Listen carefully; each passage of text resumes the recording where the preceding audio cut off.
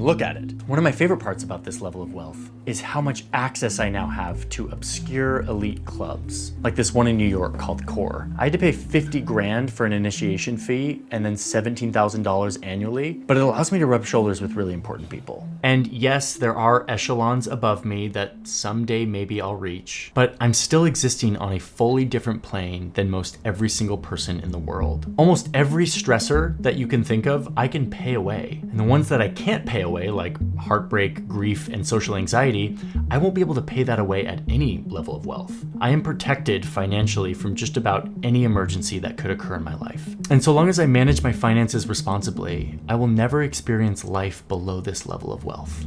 The difference between these levels of income is kind of hard to fathom. If you're in the $25 million camp, you make more in 1 hour than George makes in 6 months.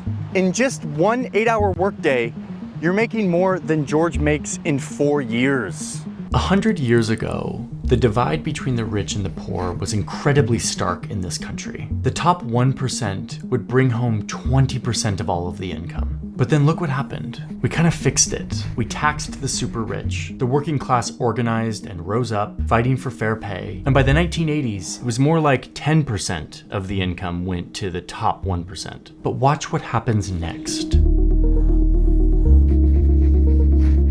We're going back up, and we're leaving people like George in a trap. It's not hard to see why someone like George would have lost faith in our government and our institutions, and the concept of an American dream. The system is not working for George. Each cost leads to another cost, creating a poverty trap with no chance of getting out. Expensive housing far from work means a car. A car means maintenance and insurance and fuel, which means less money for food and healthcare. He makes too much for government assistance on any of this. How is George supposed to have the time, the money, or even the brain space to think about school or improving his skills? His social mobility is limited.